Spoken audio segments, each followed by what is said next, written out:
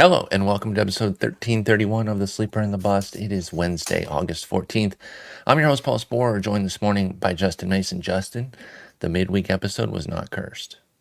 It was not. And like I said, when we go on Wednesday mornings, we, Correct. we we beat all the traffic of the curse, right? Right. Like so. Right. And before anything can go wrong on the day, we're already booked and recorded. So we got a fun one today.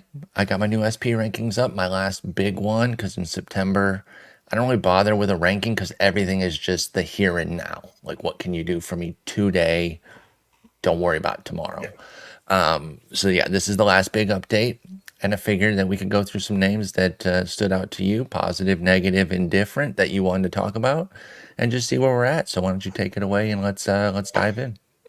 Yeah, I mean, I'm gonna be real honest. I really like your rank this month. Thank you. Like there's not much that I have a massive issue with, but more about names that I just want to talk about because we either haven't had a chance to talk about them or they had massive jumps, right? Right. So let's start with Blake Snell because all of a sudden Blake Snell went from pretty much unusable. I think I was telling people to cut him in May and June, especially when he got hurt. And now, is 6 too low for Blake Snell? I mean, dude seems unhittable right now. Unbelievable. Like Blake Snell is pitching like one of the best pitchers in baseball again, akin to what he did last year when he was the Cy Young winner, but maybe in a way even a little sharper because we haven't seen quite as many walks as we did last year for him to work around. This time around, again, they're still there on occasion. 2 of the last 3 outings, he walked 3 guys, which is a decent number for a single game there. Like that's starting to get up there. But if you look since this latest return from the IL, Blake Snell has a .99 ERA, Justin. That's pretty decent with a 9% walk rate. Anything that isn't double digits on Blake Snell, you're going to be happy with, right? Like you're wishing for anything that's not double digits. Throw in a 38% strikeout rate with that.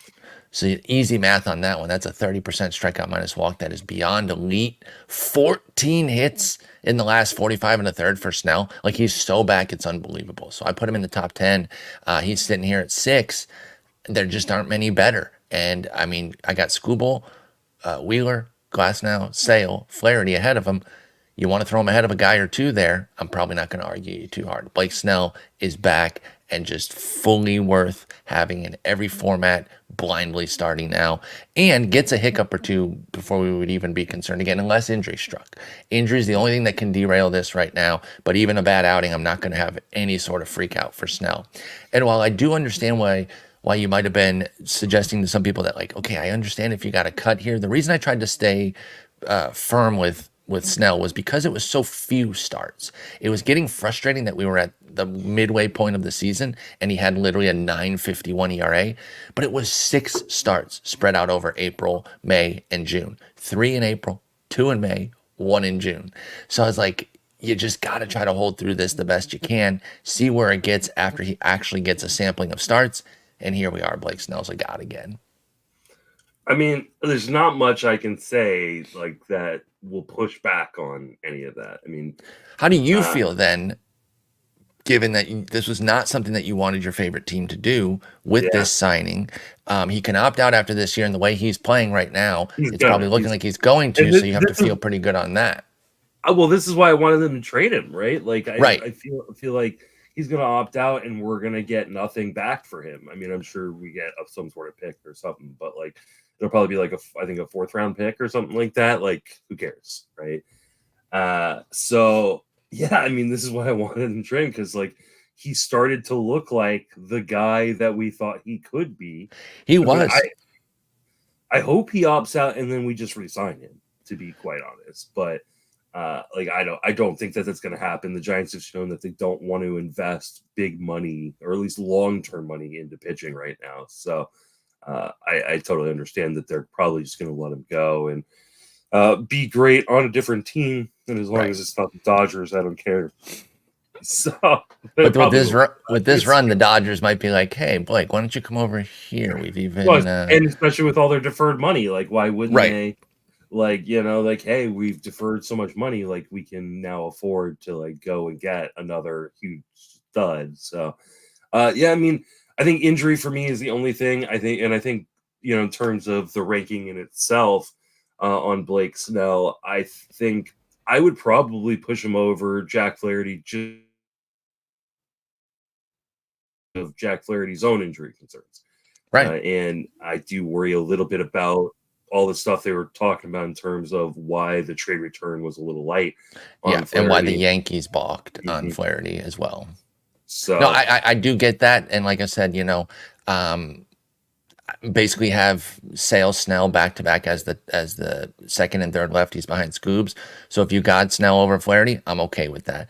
By the way, I do like this. Our automated thing that we have to kind of put in the rankings populates the auction calculator value, and it it is very also fun. also populates how much they've gone up or down since the Right. last ranking, which I love. And he wasn't in the last ranking. That's why Snell has a dash. But then you can see like our next guy's up 37 ranks. It's just funny to see somebody in the auto start tier who has a $2 value, because that's all Snell has right now, because he hasn't been able to completely work off the ugliness of the early season. And a simple fact is 69 total innings is just not a lot of Mhm. volume. So yeah, we love where Snell's at right now. He's winning people leagues, or at least putting them in position to win leagues right now. This next guy could be too, and I had to move him up. I was skeptical for a lot of the year on Hunter Greene, but what do you think about him? Let's talk a little Hunter Greene. I mean, you moved him up 37 spots Right, in and a row. in a row. And like, I totally understand why. This is another one of these guys. Like I was very, very skeptical on him too, but he looks like the ace that people have wanted him to be for so long. And it's in large part because the command has been so much better this season. He's Right, dropped the homer rate from 1.5 to 0.69, which is that's really nice. nice. Very, very nice. The underlying metrics are like really backing this up. A 283 ERA with a 295 xERA. So he's got to deserve all this good fortune that he's been doing. Uh, as long again, I think this is another one of the health things. Like as long as he's healthy, I think Hunter Greene is gonna be just a stud rest of the way. And I think we've seen the official breakout for Hunter Greene.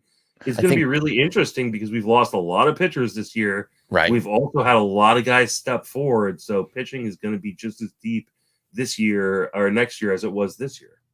And who will be the attrition players next year that we lose Mhm. while the new guys step up, we don't know. But Hunter Greene looks like somebody that we might be able to start betting on. Part of the reason I was skeptical, at least in terms of like super ranking him, meaning like putting him in the top 20, top 15, was because I was looking at that home run to fly ball rate and it was in half, and I'm like, Mhm. that's awesome. That is why he's succeeding, but is he contributing to it?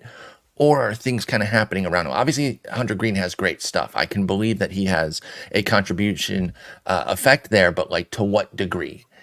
Now, as we get deeper, it's very clear that he's putting a lot of flavor on that home run Mhm. to fly ball rate being halved. And some of the metrics that you would look at to determine that would be the hard hit rate dropping from 44 to 32%, the barrel rate dropping essentially in half from 9 to just under 5%. We'll round it up to 5%. So when you see that he's not allowing the ball to be struck as hard, then all of a sudden you realize that even though he's still very much a fly ball guy, Hunter Greene is contributing to this lack of home runs here. The infield fly ball rate also surged from 6% to 15%. They cannot square him up. They cannot hit Hunter Greene the way they used to be able to. He used to just live off of his raw stuff, and that's why he'd have the inconsistency, good outing, bad outing, terrible whip last year, but he would keep you enticed. This year, it's all come together, and I think there's a lot of legitimacy to it. Now, the one thing is in terms of like buying him as a top 10, top 20 guy next year is still walks 9%. So what if he gives a little bit back here? Maybe not all the way back to 14% homer to fly ball and all the same bat to ball metrics. But what if he gives a little back? If he's a 340, 350 ERA pitcher with a 108, 110 whip, is that good enough to be like a top 12 starter, you think, for Hunter Greene? If he falls back to that with all the Ks, Like, where are we at going forward with him? Because I still have a little trepidation, but I'm believing what he's doing this year because I think he's fully in a groove. You're muted. It's early in the morning. I'm clearly just not No up there yet. problem. So there are two things for me to consider with Hunter Greene. One kind of looks forward and one looks back. So let's start with the looking back, right? One of the major differences this year is that 14 of Hunter Greene's 19 home runs that he gave up in 2023 were multi-homer games.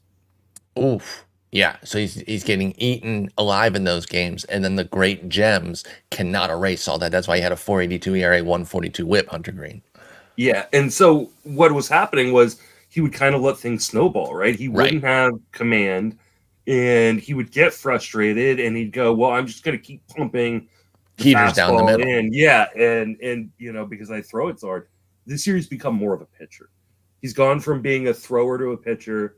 I do believe in a lot of this skill growth. The other thing is the deadened ball. I think the deadened ball Right. really, really helps. It's a great point. Because we're talking about a guy who still has a 48% fly ball rate in one of the easiest parks to hit home runs in baseball. So, I think the deadened ball has played an effect. But part of it is he lets guys kind of swing underneath it, and he's got a launch angle on the batted balls that do go into play. So, he gets a lot of infield fly balls. He gets a lot of just fly balls in general. Right. So I think the hard part is we don't know what Major League Baseball will do with the ball next year. We never do. And so if it's spicy, then what do we do? He gets cooked back in Cincinnati again, right? And so will Hunter Greene be in my top 20? I think absolutely he will. But I don't know if he's going to be as high up as he will be for other people. And so I don't know how much Hunter Greene I will get. Hunter Greene will be in some top 10s, especially if he finishes with a spicy September. I totally agree with that. I think there's a chance Hunter Greene is a top 5 pitcher for some people. I don't disagree with you. Again, if he keeps this going at this clip, again, we're at a 2.83 ERA, 1.02 WHIP. If he's very much around that come end of season for 170 innings, thereabouts, I think you're right. We're going to hear some top 5 talk. I think I'll be short of that a little bit just because while I do believe what he's doing this year to stifle the homers, I don't know that it carries. I think the ball point that you mentioned is very important. That's an X factor every year. And I know we've talked about it, and our colleague Jeff Zimmerman is always in on it saying, hey, beware of what it's going to be. You don't know. I can't prepare you, but it could F up all of your plans. And so, he's always on top of that. Our boy Jason is always studying the effects of that in spring and whatnot. So I think that is a huge factor. And I think it's going to leave both of us on the outside looking in with Greene, even though we believe in him here. So that's a little bit of a hedge. I acknowledge that there's some fence sitting there. I love the talent. I'll tell you what could change my tune completely is to get him out of that park. But why would Cincinnati trade him? No, they have no reason to. They're much more likely to sign him long term than they Correct. As they should, by the way. I would agree with that. But from a fantasy perspective, you take Hunter Greene out of that park, then I am starting to talk top 5, as long as you don't put him in another hitter-friendly park. But he's going to stay in Cincy, so we have to deal with him in that world. And right now, he's been amazing. Who's next on the list? Before we move on, I just want to say, ahead. I think for next year for Hunter Greene, I think the big thing I want to think about is how I'm building my pitching rotation. Yes. Right? So what would you build around him? Yeah, so for me, if I'm pairing him with a guy that is like an innings eater type, another guy who took not as big of a jump, but another jump and his jump just constantly throughout the season, Logan Gilbert. I would love to pair Logan Gilbert with Hunter Greene and feel really, really good about it's like a floor ceiling, right? Exactly. I want a guy that I feel really confident. Maybe, Logan Gilbert, I don't think is ever going to be a top 5 pitcher in fantasy baseball, but I don't think he's going to be below a top 25 pitcher. And so being able to pair a guy like that with Hunter Greene, kind of get the floor and the upside, I think is the way you're going to have to do it if you're smart in terms of your roster construction next season. This is only tangentially related to Logan Gilbert because it's his teammate. But how about that curb stomping that the Tigers put? Oh, pun intended. I didn't even realize there because we got George Kirby curb stomping. But anyway, that was totally inadvertent. Oh, we had a Totally. little bitch session in our text messages last night about Kirby and Carter Crawford and Who else? We were off on. Trevor Right, Rogers. right, And, right, right. I yeah, don't know what happened. Like, obviously, I'm watching the game. I'm a Tigers fan. I'm happy about it, but I'm like, dude, they cook Kirby. And then the piece de resistance, if you will, that ended that game for him was an Oppo Taco wall scraping grand slam from Jake Rogers. Now, listen, you go Oppo Taco, you can wall scrape because Oppo power is impressive, kind of no matter what to me. yeah. But a wall scraping grand slam to end what was already just a hideous day for Kirby. That's Yeah. killer. And I do feel bad for the fantasy folks that ate that because you eat that on August 14th versus April 14th. I know it's the same impact on the standings, but you can't tell me that it's not different when you have 5+ months to fix it versus 6 weeks, right? Like Yeah. it's a At the different same feel. at the same time, like I think it's a little more palatable because you can look at like the overall line for George Kirby and go, well, I mean, I've got 144 innings, of a strikeout True. inning and a It doesn't 342 affect your ERA. outlook on Like, him, but your yeah, your your standings, you probably took a hit last night and you're like, son of a it jumped his ERA jumped, according to Henry Wilson, jumped from 313 to 342 just last night. That's crazy. and But you still if you were like wondering, like we talked about last episode, like ratios move, like ratios can still exactly. move, and like this is a really good example. Like a one player, like had it his ERA jump, And your 3 league ratios points. can still move Yep. substantially. And it doesn't necessarily take these sort of Kirby-esque starts happening to your opponents or anything, but like things can still move so much. We reiterate that point because it is so important. Your team goes off for a week and hits like 370 as a collective. I know that that's rare, but if they do that, then you can go up 9 points in batting average even here in mid-August. So it is very important there. But yeah, that was tough there for Kirby, folks. Let's move on to our next guy because I really love this guy, and he had a few points earlier in the year where he was tough to stick with, but I love him. Who's our next guy? I mean, Michael King in 21 spot jump for you this month up to number 16. To me, I think I have maybe a little bit of disagreement over just some of the names he jumped over. But again, like I said, I really like your list this month, and so like I'm not going to push back a ton necessarily. I just love Sonny Gray. I Obviously do Cole too. Reagans and Garrett Cole, like are just absolute studs. And Framber Valdez is finally looking like the pitcher that we thought Framber Valdez could be. So Right. I was a little surprised to see a guy like Michael King, who has dealt with inconsistency kind of all throughout the year, being this high. I will say you're right. Early on, there was a lot of inconsistency, and it was frustrating. I think he's really stabilized outside of that 5 earned run outing against Milwaukee back in, I think it was late June, June 23rd. Outside of that, he's really stabilized lately. If you look over his last 81 innings, and I am cherry picking since the Colorado whooping at home that probably led to some cuts, at least in shallow leagues for Mike King, because things weren't going well. He had kind of turned a little bit of a corner. People were starting to regain their confidence after the ugly April. And then he gives up 6 at home to the Rockies. And everyone's like, well, not everyone, but some people were like, I can't deal with this guy. I missed the 7 shutout innings against the Dodgers because I benched him because he had a 4.50 ERA or whatever, 5 ERA, what it was coming out of April. And then I start Michael King against the Rockies in San Diego, and he cooks them. So there were some people cutting. But since that point, he has a 2.44 ERA, 105 whip, and 81 innings of work with a 24% strikeout minus walk. Whatever was going on with those early season walks, that has been curbed. Same with the homers. He had a 4-homer game against the Dodgers, a 3-homer game against Philly. So it was 11 homers in his first 10 outings. Michael King has allowed 4 homers in his last 14. So I think he's really stabilized, become a force. And with the San Diego team playing well, you're also in win contention every 5th day with Michael King. So he got a big jump. I really like him. I don't necessarily disagree with you on liking some of those names that are above him, but I do think he belongs in that tier there, even if you flipped him with Fromber, right? Because we're both big Fromber guys. Fromber's at 20, King's at 16. If you do a flip there, I can get behind that. There's not much separation there, but I do think Michael King is a top 20 pitcher. I kind of tend to agree with you. Again, like I said, like I don't think that this month, there's really a whole lot to squabble with in terms of your ranks. Maybe there's some guys lower I should have Sure.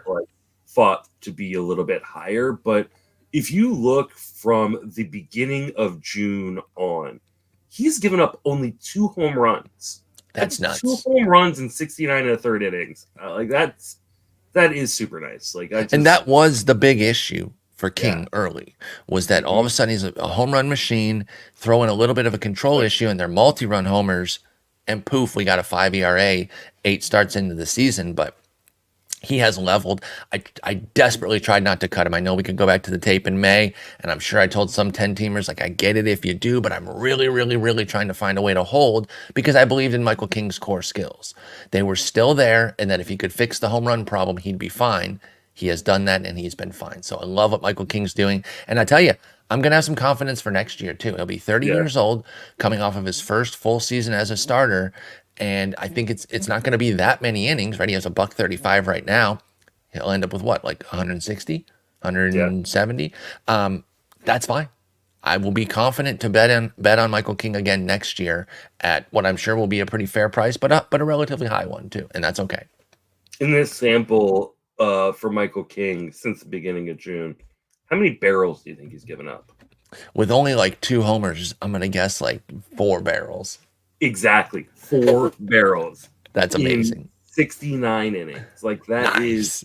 That's beyond nice. That is beyond nice. Like he is so hard to square up for hitters. He also pitches in a really good ballpark. And unlike a guy like Hunter Greene, like I'm not as worried about, if the ball changes, is Michael King going to be as successful? Because that ballpark's good. That defense seems to be pretty good behind him, with Jackson Merrill just learning the position and becoming a freaking superstar. And just casually moving to center field this year. So I'm with you on Michael King. I felt like we haven't talked about him enough since kind of the turnaround, and like it's been really, really impressive. Moving on to the next guy, here is one that I am probably a lot more concerned than you are, and it's Max Fried. Max Fried moved up, or actually moved down 11 spots. I'm wondering if he should move down more. I'm so concerned with the health on a guy like Max Fried, who, had the elbow issues last year, missed time this year. Right. He's put up bad outings in 3 of his last 4 starts, including a dud versus Miami. I'm pretty concerned on Max Fried, and I don't think he should be in your top 30 starting pitchers, and you have him at 22. I don't know that I can push entirely back on that, except to say that I just don't know if these struggles are actionable, because they have kind of the built-in excuse of the injury, right? Like, he's had 2 bad starts since returning. You mentioned the Miami one. That was right off the IL. And then 5 days later, he goes to Coors and gets beat up a little bit. And we kind of like, well, we understand that. If I'm looking for a reason to have a modicum of positivity off of these 2 starts, it's the 15 strikeouts and 8 1/3 for Max Fried. Now, it comes with 8 walks, so he's not himself. I will be very clear on that. But are you actually benching Max Fried? Like, he has your boys tomorrow, the Giants in San Francisco. I'm starting him there. Philly, excellent team, playing like dog shit now for 6 weeks offensively. I think I'm still starting Fried next week. So I think push come to shove, while I do understand your very valid concerns about trusting Fried, how far down can you get him? Let's concede. I'll give you slot 33. Let's just slot him down there with Freddie Peralta, another guy who was much higher that I've lost some confidence in. I still don't sit Freddie Peralta either, though. So my main question, the only pushback I would have, so to speak, would be, are you sitting Fried anywhere? At least in these next 2 starts, at San Francisco tomorrow and then home to Philly next week. I think I would in 10-team leagues. I think in 10-team leagues, there are going to be a lot of rosters in which Max Fried is not one of my best, like 6 or 7 starters. Okay. I don't think that's out of pocket to say. I'm still starting him, but I don't think that what you're saying is absurd or indefensible. I'm just so worried. I think for me, when a guy who's kind of known for having good command and control, all of a sudden loses one of them, and he has completely lost his control. Max Fried has. We're talking about over his last 3 starts, he's given up a total of 11 walks. Like That's crazy. that is not That's terrifying. making me feel very confident. And in that 4th start that I referenced before, like gave up 2 home runs. Yeah, the control was fine, but the command wasn't. But then the command was cooked. Yeah. I just think that this is a ticking time bomb, and I'm very, very worried. Now, I don't think you're dropping Max Fried anywhere. Like, I still think you're probably just holding and just hoping that his arm doesn't explode on the mound here over the course of the next 6 weeks. Right. But like he was the guy who was on my do not draft list coming into the season.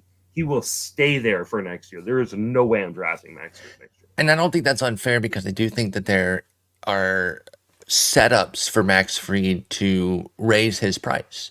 Strong finish, a good playoff, all of a sudden that reinvigorates the confidence in Max Fried without necessarily alleviating the injury concerns that you no doubt have. So I totally get that.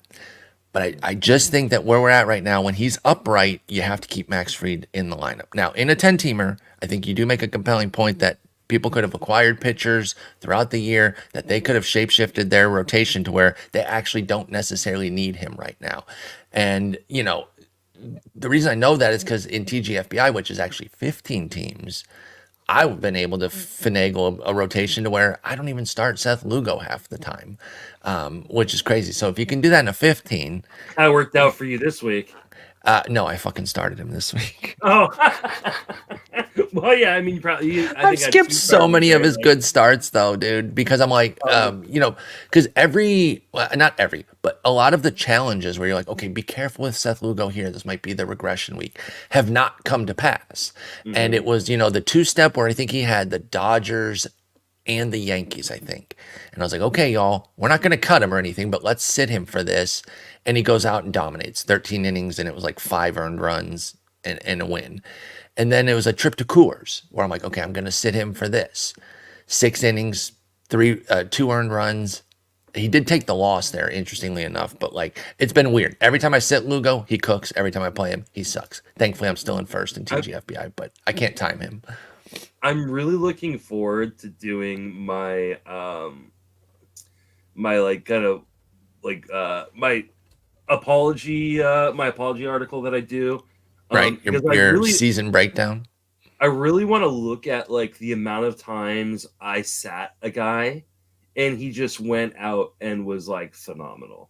Right. Because like you, like I have, some innings of Seth Lugo on my bench that are just like, oh no. Trevor Williams had 25 innings of a 1.8 ERA on my bench. He was so hard to trust. He was so hard to trust when he was doing that before he got hurt. Trevor Williams for the Nats was dominating. Michael Conforto has, 2 homers and a 483 batting average. Wasn't that like right when you picked him up too or something? I remember talking about it, that you hadn't gotten the great numbers and you were very pissed. It's a lot of Giants too. Luis Matos, like you don't trust your own team, man. I hate my own team. As much as I get called a Giants homer, like I clearly dislike my team. Yeah, you crap on your team pretty Matt heavily. Vierling, 5 home runs on my bet. Like this is a team of like constant regret. Like there's gonna be so many times where those are rough seasons when you're just like, I cannot get this right for the life of me. Obviously we all hate leaving any stats on the bench, but there's certain guys through a given year that you just miss timing completely. And for me, unfortunately, that's been Lugo. I did actually have a little tinge of regret like that yesterday where process versus results. Xavier Edwards, 2 games in the first half of the week. So I sit him. He got 2 steals yesterday, and I'm just like, son of a bitch. Process versus results. Anyway, we love Michael King. We're nervous about Max Fried. Who's next? Another injury lefty here. Yeah, so I mean, this is just I think for me, I kind of want to check in because we were pretty close to just dropping Carlos Rodon not that long ago. He was end of June. Yeah, he was looking terrible, but he's up 28 spots since then, or since your last rank. up to 24. Is that too high for a guy like Carlos Rodon, who, again, his arm could fall off at any point? His arm could fall off at any point, but my counter to that is going to be that anybody's could. Yep. Is Carlos Rodon's risk higher? Yes, because he has a bevy of historical injuries. But I go back to the point with Fried, except this is a little bit stronger with Rodon because he's pitching well. When he's upright, he's in the lineup for me. And he's upright right now. And after the shellacking to end June, he had 3 disastrous starts that moved his ERA from 292 to 442. I mean, that's terrible to do that in your 15th, 16th, and 17th starts of the year. Boston, Atlanta, Toronto, so capable offenses there. Even Toronto was still, a team that could get you at the end of June there, but very uncharacteristic. Like, he was horrendous. Took a little while to kind of get going. Then he had 5 1/3, 4 innings. It's like, okay, well, that's still not very good. But lately, the last 4 have looked like the Carlos Rodon.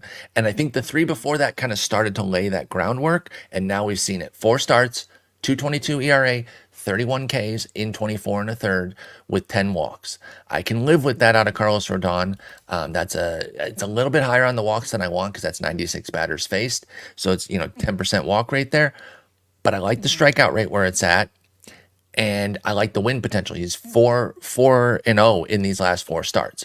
So I just don't see any spot where you're sitting Carlos Rodon right now. So he got a pretty healthy move back up into the top 30 there. So I'm trusting him down the stretch while he's healthy and upright with Carlos Rodon. I know it can drop at a moment's notice, but you got a trip to Detroit this weekend. You got Colorado coming to visit him. You got Washington coming to visit him. Then you got a trip to Texas. None of those 4 scare me with Carlos Rodon if he stays on schedule for those. By the way, even if he falls off schedule, there's St. Louis and the Cubs that would be the other teams there, and they don't scare me either. So nothing in the near future schedule-wise scares me about Rodon. It's all health. He's currently healthy, ergo he starts at a pretty high level. Any concern for you that over this stretch since the beginning of July, which cuts off those kind of disaster outings that he had towards the June end, swoon. Yeah, the June swoon that Carlos Rodon had, that he has that 10% walk rate that you mentioned, but he also has almost a 2 homer per 9, as well Very as fair. a 218 BABIP. 1 homer free game. Sorry, I thought you were done in the last part there. 1 homer free game during this run. Definitely concerning. Absolutely. But the teams I just told you, what are they going to do about it? Mm-hmm. Now, I know Kerry Carpenter just came back and hit 2 homers. He was part of that curb stomping last night, but that's lefty-lefty for Rodon. Yeah. Colorado, I don't see Larry Walker and Andres Galarraga coming to save them, so I don't give a shit about that. Washington, they getting Bryce Harper back? I don't think so. Texas, okay, that one you got me. I could be a little even as crappy as they've been, like they rank like 27th in WOBA against righties. I still always respect them. I duly fear Texas, but that's 3 weeks away. I can reassess Rodon then, and if he keeps giving up homers, if Detroit does get him, if Colorado somehow does get him, then I will peel back. But right now, it's all systems go with Rodon.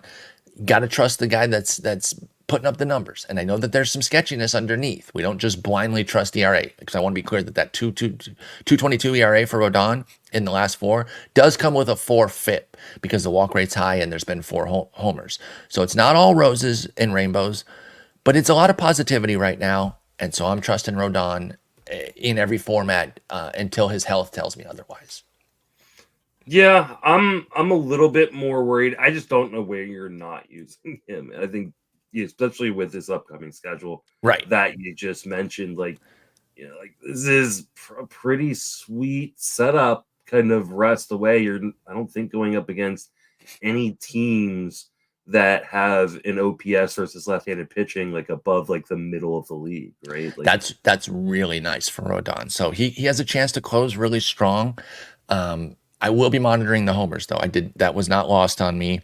Yeah. And it was a big part of the June swoon, too. He had 5 homers in those last 2 outings. So that is the thing to keep tabs on. And if he does end up facing a homer-happy team, Rodon, then maybe we start to worry. I hear your fears. I just fear that they're not actionable. I share them, but I just don't know that I can do anything and actually bench Rodon anywhere. I think that Rodon is very similar to Max Fried in a lot of ways for me, which is I'm not dropping him, But I think in shallower formats, like I might be thinking twice about starting him over other guys that might like a little bit more. I think the difference is the schedule. I think the schedule which you outlined perfectly for Carlos Rodon is much more favorable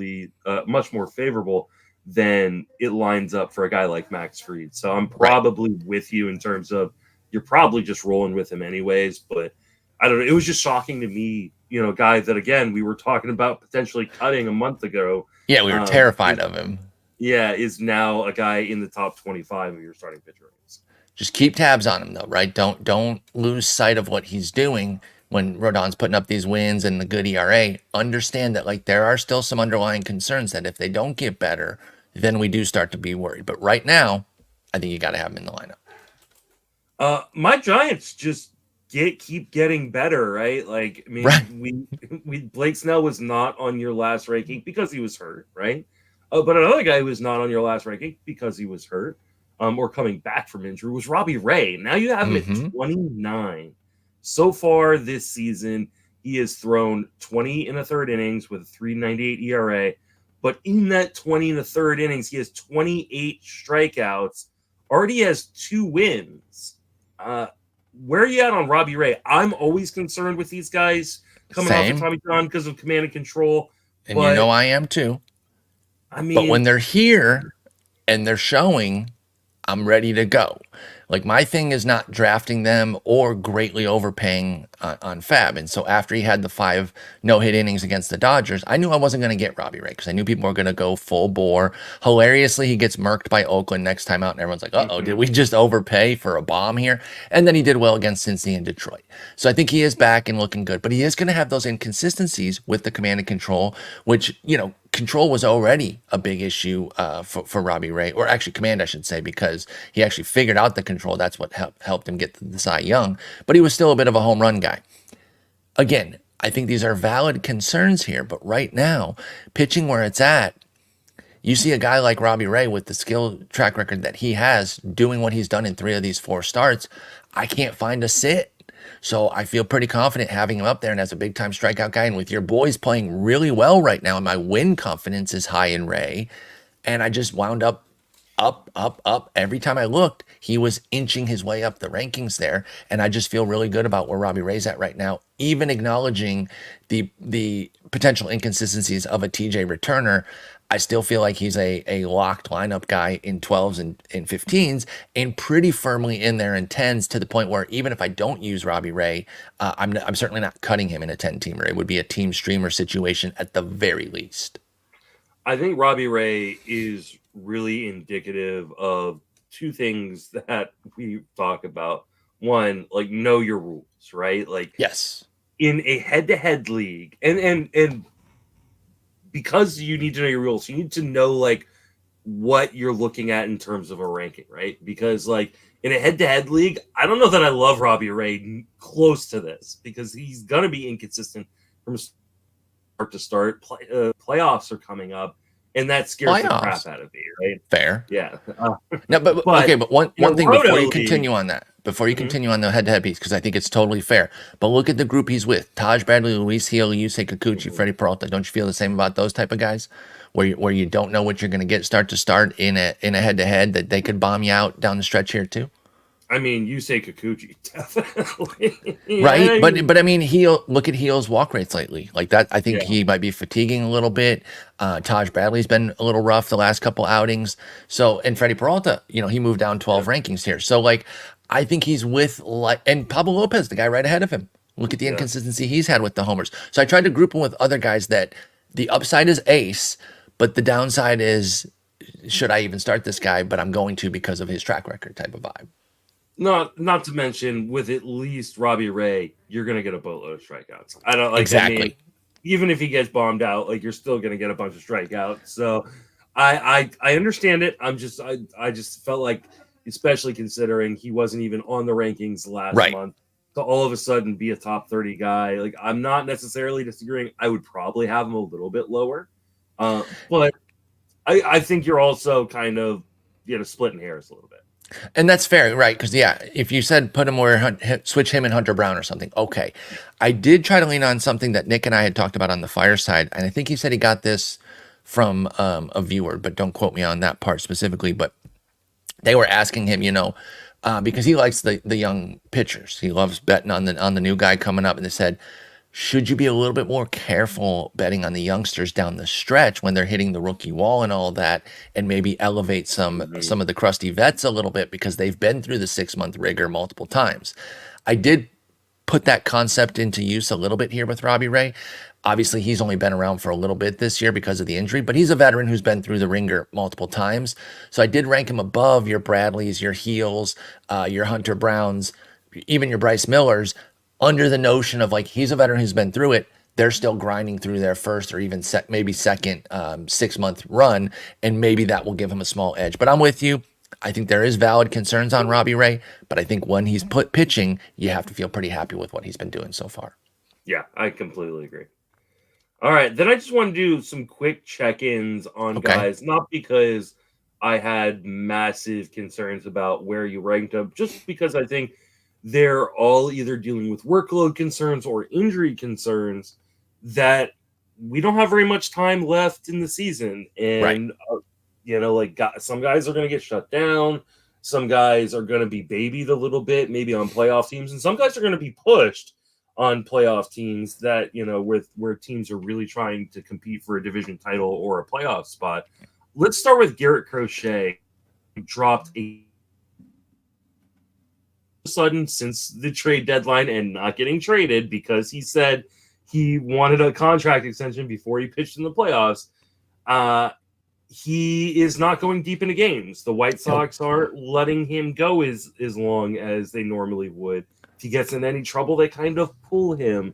Right. Garrett Crochet was dropped in one of my $1,500 auctions. I don't think that's out of pocket. I think 40 was almost too. Now he dropped 32 spots. He was in my top 10 because at that point in July, Garrett Crochet was untouchable. Now he ended up having a bumpy July, which I actually gave him a pass for because you talk about the trade element, and I understand that they were kind of manipulating things to make sure that they save some gas in the tank there. And if he gets traded, the new team can maybe kind of unleash him a little bit.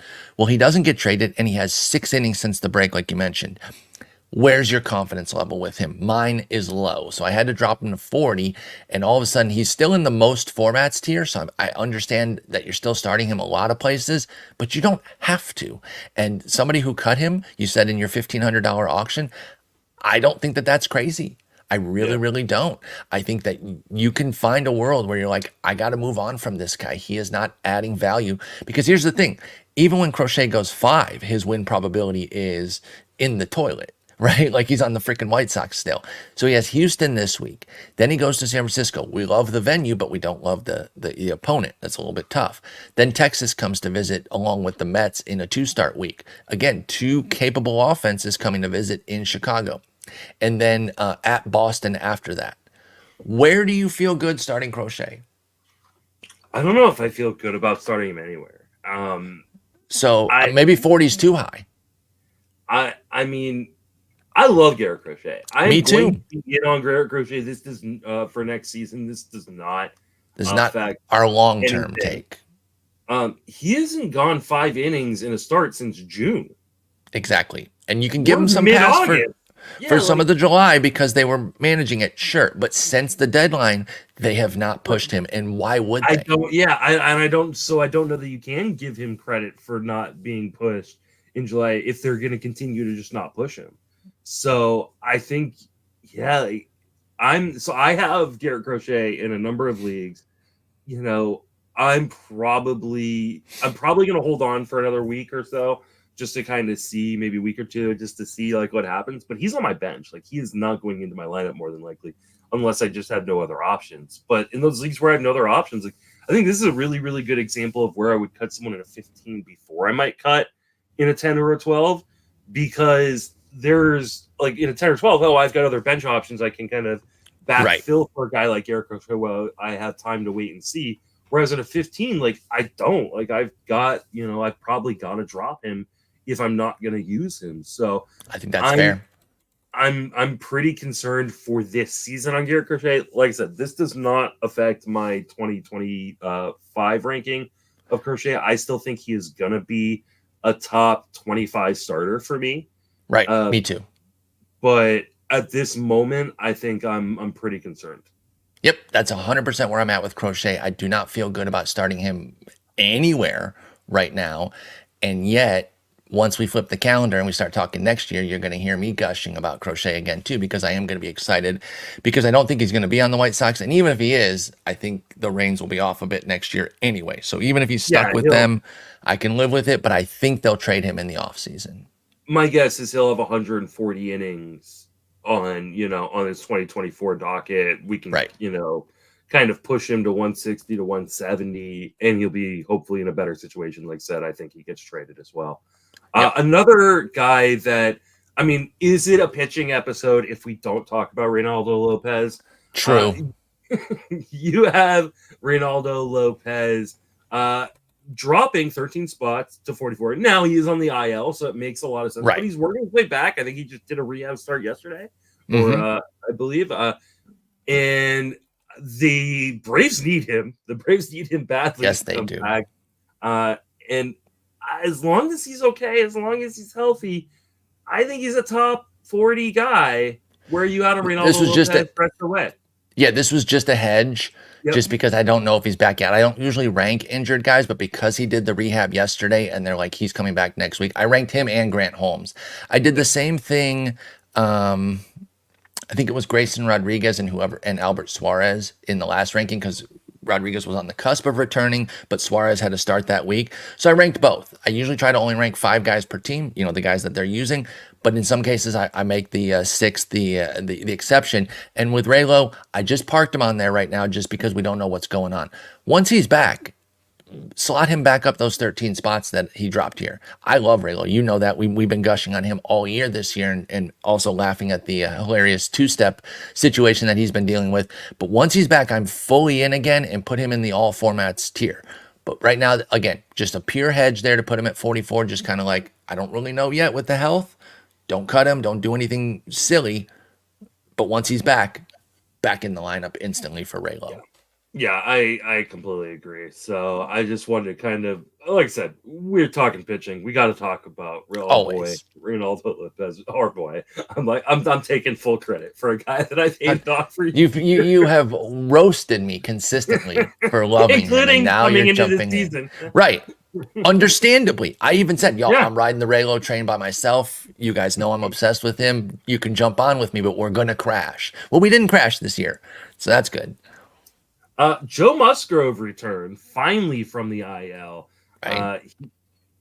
I am super concerned about what Joe Musgrove might be rest of the way, but the return was pretty intriguing. 4 1/3 innings, no earned runs, only gave up 2 hits, 1 walk, struck out 1 against Pittsburgh. So not the best of opponents, but they let him go somewhat deep into a game. You got to think that because he only had 1 rehab start, like he's still kind of working his way back up in terms of a pitch count. So I am actually pretty intrigued by Joe Musgrove. I had stashed him on a number of teams. I didn't start him this week just because I didn't know where he was going to be in terms of a pitch count. But I think things might be all systems go on Musgrove. I feel all right, and I put him at 50 here to kind of express that there is still some concern, but it's under the most formats tier, which means I'm still starting him in a lot of situations. I was okay not throwing him into the fire this week because he opened with Pittsburgh, and like you said, it was 4 1/3 pretty solid innings, 2 hits, 1 walk, no runs, 1 K. But then he goes to Coors, and I'm like, I don't necessarily want to do that off rip. So that was one of the reasons I didn't start Joe Musgrove. And I don't blame you at all on that. So I want to see what happens in Coors. But then next week he gets the Mets at home, trip to the Cardinals, and then a 2-step with Detroit and San Francisco both coming to visit him. Yeah. So I like the setup here for Musgrove. Just kind of want to see what happens in Colorado. And probably if he has a decent outing here, like let's say it's just another 4 2/3. He doesn't quite get to 5 because they run his pitch count up a little bit. 2 runs, 5 Ks, whatever. Like it's okay. And I re-ranked on Monday, I would probably move him up like 15, 20 spots. It's just kind of a wait and see at 50, but there's nothing about like, don't pick up Musgrove. Absolutely pick him up where he's available. This guy could be a game changer down the stretch. The 50 was just a little bit of a caution flag saying we might not get peak Joe Musgrove down the stretch here. Would you start Musgrove on Friday or on Sunday or wherever it is, in Colorado in a daily league. How many teams? Let's say 12. I don't think so.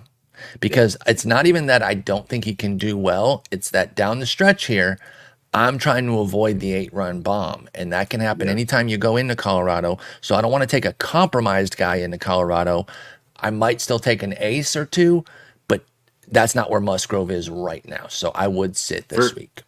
And I agree. And for me, it's a similar rationale, but it's more of a matter of, like, let's just break it down. When we're talking about starting pitching, we're talking about 4 categories. We're talking about wins, strikeouts, whip, and ERA, correct? Right. So if he's unable to go 5 innings, which he was unable to go, there in goes spite of the fact he only walked 1 guy, only gave up 2 hits, there goes the win. So we're not considering him as having win potential for this game. In Colorado, in that with the thin air and that massive outfield, like, walks are going to happen, hits are going to fall that probably shouldn't fall. Mm-hmm. And, like, so now your ratios are in question. So are you really using him for maybe 4 innings worth of strikeouts? I don't think so. I think exactly. he's a sit on against Colorado. But I think moving forward, he becomes either a very, very good team streamer or kind of a guy you're just going to plug in and see what happens. Exactly. No, that's exactly where I'm at with Joe Musgrove. Just sit this week out, see what happens, and then let's get him back in the lineup and hopefully get the Joe Musgrove that we're used to and we love, because then he can be a force for folks down the stretch. All right, let's finish out with a guy who I don't. This is a congressman, know. Right? Yeah, I mean, who is Zebby Matthews, and why did you rank him 69th? Zebby Matthews got the coveted 69 spot, which I do usually try to put an intriguing pitcher into, for I am but a child. But he debuted yesterday for the Twins, and he fits the Twins mold, Justin. And what is the Twins mold? Great strikeouts, doesn't walk guys, but lives in the zone a little bit, so the homers are a bit high. And that can be kind of the deciding factor. When they're on, you're not as concerned about the homers because they don't put anybody on base. They might give up a solo or 2. No big deal. Joe Ryan style, Bailey Ober style. When they're off, it's multiple home runs for multiple runs, probably. Think Louis Varland. So there is a range there. But I think with everything that we've seen out of Zebby Matthews in the minors this year, you got to take the shot early. So I put a little bit of an aggressive rank here at 69. Not even as aggressive as our boy Nick Pollock, who had him at 57, which I respect. He always, if he believes in a rookie, he wants to tell the reader to go get this guy. Like, don't sleep on him and play the wait and see. So go out and get Zebby. So my 69 rank is to try to say that same thing. It's just not quite as aggressive as Nick's at 57. But I'm saying go get Zebby right now, because this could be something. He had 114 strikeouts and just 7 walks in 97 innings this year, Justin, at 3 levels: high A, double A, triple A. But I think he had his most innings at triple A. Let me check my work on that. Oh, no. His most innings were at double A at age 24. So he's a little bit older for the level. But then when he went to triple A, the homers went up a little bit, but the strikeouts and walks were still there. So it's going to come down to the homers for Zebby Matthews, but I'm interested. And this start from yesterday is going to put him on the radar for the main event. He's going to be, because he has a 2-step next week at San Diego and home to St. Louis. Yeah, he does have that 2-step at San Diego, home to St. Louis. And then he will match up against Atlanta the following week, and then Tampa Bay after that. So I'm interested. Right. And for those who are like now furiously looking on Fangraphs, he's under Daniel Matthews. So Zebby's on Fangraphs. Yeah, so Zebby is the nickname. So Zebby comes from his middle name though, Zebulon. Daniel Zebulon Matthews. That's an amazing name. Or middle name, I should say. That's a fantastic middle. I'm gonna have to look up what that actually means, if it means something, because that feels like, I don't know, like, I was gonna say Greek god, but that definitely doesn't sound like a Greek god. It sounds more like an alien. I was gonna say alien. Yep, exactly. Yeah. Take me to your Lord Zebulon. I'm definitely interested in Matthews. I'm maybe a little bit more tepid on him. He's a guy who has struggled with command. Right. In the He has more past. control than So, command for sure, and that will result in homers. And so again, are we getting Bailey Ober, Joe Ryan, or are we getting Louis yeah. Varland? I think that is your range there, but I think you Yep. got to take the shot because the upside is rich on a quality team like Minnesota. And I mean, I think right now he's got a really good opportunity. Joe Ryan's going to be out, I think, for a Exactly. while. Yes. Chris Paddock, I don't think is coming back. They, I think, already sent back down the aforementioned Louis Varland and Randy Correct. Dobnak. So I think he's got a little bit of rope, but that also means, like, if he looks like Louis Varland, they may just bring Louis Varland back. So Exactly. And they will, right? If Zebby gives up, 4 homers next week to San Diego and St. Louis, okay, let's try Varland again. Let's let's put a bullpen game. Let's do Randy Dobnak like you were yeah, saying. I don't know exactly when Joe Ryan's supposed to come back, but I don't think it's for a while. So I it's a think this Terry's spot is major. open. It's Terry's major That's strain. bad. So yeah, you're thinking 6 weeks for something like that, if not longer. So I think Ryan may be done in Oh terms yeah, of the no, regular season. absolutely. Rocco Baldelli said Friday that Ryan's recovery will take quote unquote weeks to months. So the right-hander season could be over. The injury is a massive blow to fantasy managers and the Twins. Yeah, I totally agree here. And Zebby could be the dude the rest of the way. So take your shot on him. If you can pick up guys right away, I would do it right now. If you have to wait till the weekend, let's get ready for an interesting bid. Don't go crazy. If somebody wants to Yeah. go and put like triple digits on Zebby, let them. But I'm talking like a nice little, if you're $1,000 budget, $25 bid, should be able to get it done, especially when Fab's coming down in leagues. Like he might not even be that expensive if you're in a poor Yeah. league. And again, just a reminder, his name is Daniel Matthews when you're looking him up Yes. on NFBC or Fangraphs or Baseball Reference. So just don't miss out or bid on the wrong Matthews. Don't go David Festa, Matthew Festa style. Yeah, Or Matt exactly. Festa. So, all right, I think that's all I got for this Sweet. episode.